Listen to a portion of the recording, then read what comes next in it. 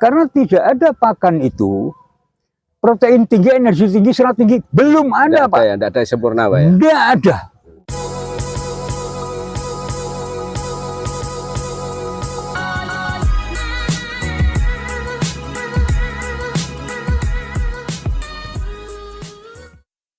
Bismillahirrahmanirrahim. Assalamualaikum warahmatullahi wabarakatuh. Selamat pagi teman-teman semuanya. Selamat bertemu kembali dengan Pipin Nursino, channelnya peternakan.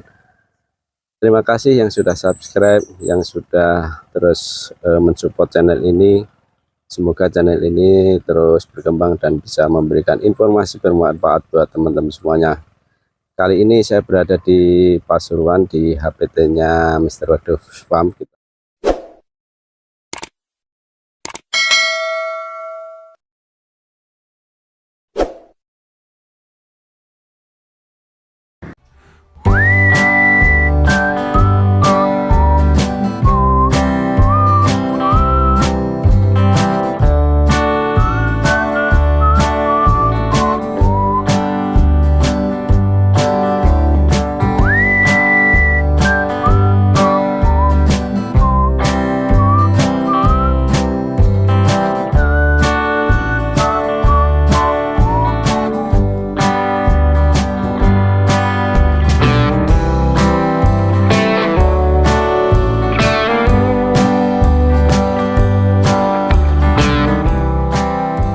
Assalamualaikum Abah, ketemu kembali, Bah.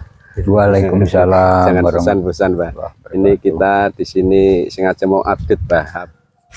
Ini kan ngomong HPT, Bah, hijauan ya sudah. Ini cuma kemarin saya masih bingung kan, bahan pakan ternyata banyak banget, Bah, ya. Ada DDGS, ada apa CGF. Ya.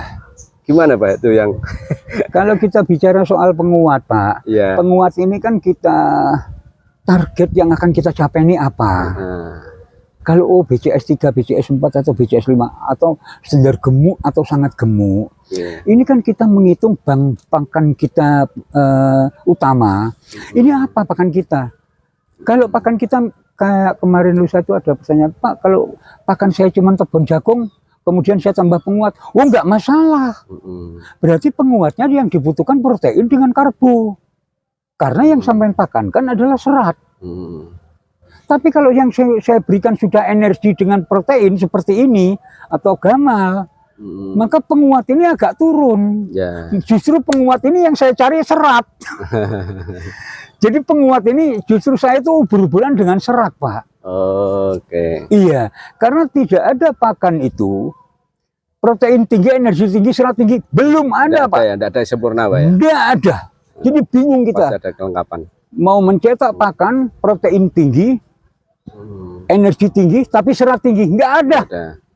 Bahan dari nabati nggak ada yang seperti itu. Protein tinggi sudah pasti serat itu rendah. Energi tinggi sudah pasti serat itu rendah. Nah, disinilah makanya saya akhirnya mengakali sedemikian rupa. Yang saya pakai apa ya, seperti mungkin ampas bir, kemudian kulit kopi, itu pun pemberiannya kan cuma maksimal 5%. Nyari seratnya itu, Pak. Ya, ini, Pak, ini pengetahuan kita kan teman-teman banyak yang juga bingung. Kan ada pakan tuh bahan pakan ya untuk konsentrat itu kan macam-macam, Pak. Bisa dijelaskan kalau apa tadi ampas bir itu yang gimana, Pak, itu, Pak? Ampas bir itu olahan ini limbah daripada pabrik bir, itu kan gandum yang diolah, Pak. Jangan kita berpikir oh bir hubungannya dengan halal haram, bukan itu. Ini kan limbah gandum yang diolah, yang difermentasi, diambil sarinya. Nah, sisanya inilah kalau yang dia masih murni dari pabrik, oh itu protein tinggi sekali. Untuk kambing peras sangat bagus. Cuman persoalannya barangnya itu mamel, Pak. Mamel itu agak kempel, agak basah. Dan dia begitu kita dapat, jangan lebih 24 jam harus sudah diolah, kalau nggak bau. Baunya luar biasa aromanya. Makanya ampas bir kering, yang ampas birnya itu harganya ya di atas 5.000 per kilo. Mahal. Karena ampas bir itu protein tinggi, energi tinggi, bagus sekali. Terus kemarin itu ada yang di atasnya apa, Bah? CCGF. Apa Pak yang CGM. CGM apa itu Pak? Kalau CGM ini kan olahan bahannya dari jagung. CGM iya harganya ya CGM drill itu saya dapat dari pabrik itu harga 16.000 per kilo. Pak, ini ngomong jagung kan? Pak, iya. Jagung itu ada jadi berapa macam tuh Pak? Wah, olahannya wakeh banget Pak. Iya. Kita nggak paham pengolahan pabrik Pak ya. Iya. Ada olahan pabrik itu jadinya CGM. Ada yang jadi CGM. Ada yang limbah sorbitol itu istilahnya diambil gulanya itu. Jadi banyak banget. Terus yang penggilingan murni, maksudnya jagung mentah dari proses penggilingan itu juga gitu. Ada beras jagung, ada dedak jagung, ada tumpi grade A, grade B, grade C. Nah, tumpi grade A, grade B, grade C. Jadi kalau kita tumpi, di sana cuma 2.000, di tempatku kenapa 3.000? Kualitas, saya beli tumpi yang grade A Pak, 3.500 kualitasnya. Tumpi saya sudah coba, ya. Tumpi itu yang sarinya jagung itu yang. Jadi kalau jagung itu matanya kanan kiri loh, itulah tumpi. Jadi yang tumpi harga 3.500 fluktuatif ya harga tergantung panen jagung, sama dengan dedak jagung itu kan naik turun 100-200 perak. Saya beli kemarin 3.500 kualitas yang bagus banget. Saya saat ini sudah nggak pakai lagi dedak jagung Pak. Dedak jagung kan 4.000 sekian. Palatabilitasnya luar biasa. Kandungan seratnya ada, itu makanya saya pilih kenapa saya ambil tumpi, karena saya kan bingung serat. Nah kalau tumpi ini kan ada energi, ada serat. Protein dia rendah. Nah protein saya ambil dari mana? Proteinnya bisa dari CGF. CGF Miwon itu kan ya plus minus sekitar 19-20 lah. Kalau CGF itu apa Pak? Limbah? Sama, limbah jagung juga. Ada juga. Produksi Miwon, produksi macam-macam. Kalau yang US itu mahal karena proteinnya mendekati 40. US itu apa? Iya. US Amerika. Iya, ada Brazil. Ada CGF itu macam-macam, Pak. Kalau yang Miwon itu yang standar itu umumnya harganya main di angka 4.500. Proteinnya antara 19-20. Nah, itu kalau kita nggak mau puyeng, wis belanja CGF aja. CGF ya. Nah, saya sementara memang lepas dari konsentrat jadi, Pak. Sementara mix sendiri, Pak. Iya, karena harganya tetap konsentrat jadi. Kemudian bahan pakan ini kan naik terus. Artinya apa? Pasti ada kualitas pasti turun. Iya. Nah, kalau kualitas turun untuk apa saya? Ya lebih baik saya bikin sendiri. Nah, kalau yang kayak tadi yang disebut harga sampai 16.000 CGF drill, proteinnya 76. 76, Pak. Protein PK-nya 76. Luar biasa. Kalau memang sih saya belum pernah pakai. Belum. Ya mirip dengan SBM. SBM tergantung produknya juga ya. SBM itu apa lagi Pak ini Pak? Ini olahan SBM ini kedelai difermentasi, kemudian diolah menjadi satu bahan. Nah ampasnya inilah. Nah makanya SBM itu sampai harga 10.000.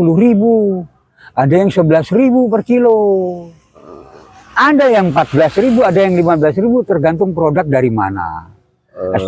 SBM memang bahan pakan bagus, tapi kan kita makanya pakan ini peternak mikir apa yang sudah kita punya, apa yang belum kita punya, jangan tabrakan. Nah, gimana caranya? Mungkin tinggal buka Google, protein A berapa sih? Ketemu, sekian. Biar nggak tumbang tindih Pak ya. Sudah protein tinggi ditambah lagi protein bingung tinggi, malah pemborosan ya. Malah ada temen pakai SBM, SBM yang harga 11.000, campurannya itu malah apa itu? Bukan apa? Limbah singkong itu, limbah tapioka itu, gamblong. Lah ya ini kan, yuk eman SBM lah dicampur gamblong, wis nggak cun sama sekali. Jadi bahan itu ada yang dari limbah kedelai, ada limbah jagung, ada limbah sorghum Pak ya.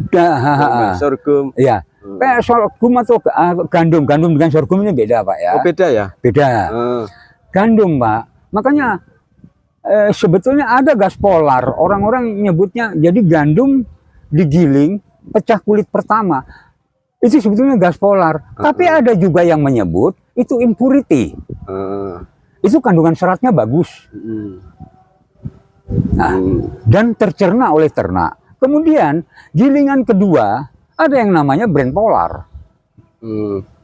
Brand polar itu kulit luar campur kulit ari. Ada polar gandum. Nah, polar gandum itu angsa itu. Itu memang kulit arinya ini, kulit arinya gandum. Murni hanya kulit arinya. Makanya sangat disukai ternak dan dia nutrisinya tinggi banget. Makanya beda.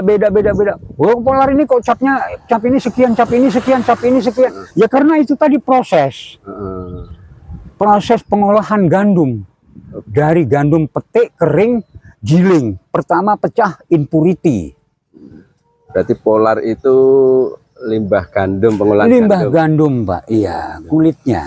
Pak, kalau ampok jagung itu apa Pak? Yang ampok jagung itu Pak, itu dedak jagung pada saat jagung. Proses jagung, butiran jagung dipecah menjadi beras jagung, maka yang keluar itu kan ada dedak rontokannya itu, bentuk abu ataupun bentuk partikel kecil, itulah yang dinamakan ampok. Ada yang nyebut ampok jagung, ada yang menyebut dedak jagung. Sama berarti ya, dedak jagung apa sama jagung Pak, ya, Pak? sama. Jadi partikel-partikel kecil-kecil itu yang terlempar, sedangkan beras jagung itu tersendiri di packing untuk konsumsi apalah ya. Kemudian dedak itu ada sendiri. Nah, kemudian dedak ini memang sangat bagus untuk ternak, mau untuk ayam, untuk ikan, untuk apa saja. Ini dedak jagung. Dedak jagung itu sangat bagus. Tapi harganya ya memang mainnya di antara 4.500 sampai 5.000 per kilo. Nah, di luar itu ada tumpi jagung. Tumpi jagung ini ada grade A, grade B, grade C, Pak. Setelah saya nyampe di pabrik ditunjuk ini, Pak, begitu. Saya bilang kok mahal banget. Di temanku cuma 2.500. Bos, Pak, lihat dulu tumpinya. Saya lihat, Masya Allah, bagus banget, Pak. Campur partikel jagung juga masih dia. Terus jadi ada grade A, grade B, grade C. Ada lagi kalau bekatul itu ada. Lain. Jadi slemper. Wah, slemper itu yang terbang. Slemper itu yang terbang. Slemper ada yang bilang kaul. Itu sebetulnya bagian daripada tumpi grade C. Itu tumpi yang grade C. Kaulnya itu. Nah, kaulnya apakah bagus? Bagus untuk serat ataupun untuk penghambat. Cuman untuk kaul ini, Pak, itu rata-rata campur tali rapia. Oh, bahayanya. Nah, jadi kita mau ngemik pakan pakai itu ya, yang grade C itu, milihin tali rapianya karena tali rapia 5 cm itu bisa membunuh ternak. Dia tidak tercerna, menggumpal kayak bola es, makin hari makin membesar, makin membesar. Ternak sekalipun makan banyak tetap kurus. Oh iya. Nah, makanya hindari pada saat kita mengemik pakan jika ada apakah benang karung itu terus wajib dibersihkan. Kayak serpihan karungnya juga. Iya. Jadi jangan sampai kita biarkan, itu nggak bakal tercerna. Menggumpal, nggak bisa keluar. Nah, akhirnya semakin membesar. Berarti kalau limbah kedelai apa saja, Pak? Limbah kedelai, mulai dari satu kleci ada. Kleci. Kleci ada. Terus yang diambil minyaknya jadi namanya. Kleci itu apa dulu? Kleci itu kulit ari, Pak. Kulitnya. Mulai dari awal panen lahan, Pak ya. Kan ada titen. Titen itu kulitnya. Pohon. Pohonnya itu titen. Terus ada polong, kulit luar. Edamame sebutannya. Kulit luar kedelai, kulit polongnya, itu namanya edamame. Kemudian setelah jadi kedelai, ada digiling, keluarlah kulit kleci, kulit ari. Bentar dulu Bah, yang dimaksud kulit itu tutupnya itu apa yang kulit kedelainya itu? Kalau yang panjang Ya. itu namanya polong, itu edamame. Apa kalau di kulit dibuka di dalamnya kan kedelai. Nah, kedelai kalau dikupas tipis kan, kalau direndam, begitu kita mau bikin susu kedelai itu ya, kita plecet, itu kan keluar kulit tipis-tipis itu. Itu kulit tempe. Itu orang-orang sering nyebut kulit tempe. Itu kan sebetulnya kleci. Kleci ya. Kleci ada basah, ada kering. Kleci bagus, Pak. Kleci bagus, tapi harganya cukup mahal. Kleci. Kemudian kedelai. Nah, kedelai diolah ada yang sebutnya SBM itu diantaranya.